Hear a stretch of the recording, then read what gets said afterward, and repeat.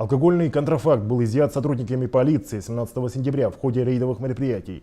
На трассе А-161 Агдаура-Кабакан на 410-м километре была остановлена автомашина марки Toyota Hiace, за рулем которой находился безработный 24-летний житель села Кызыл-Нажалык. В салоне его автомашины были обнаружены 32 картонные коробки со спиртосодержащей жидкостью без документов. В них находилось 128 пластиковых бутылок без надписей. Общий объем 640 литров прозрачной спиртосодержащей жидкости. Нами была остановлена автомашина марки Toyota Hiace, при визуальном осмотре которой нами было обнаружено и изъято 32 бумажных коробки. В каждой коробке находилось по 4 пластиковых тары объемом 5 литров каждая.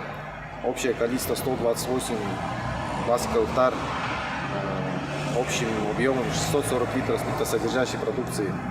Данная продукция нами была изъята. Решение будет приниматься после экспертизы ВКЦ.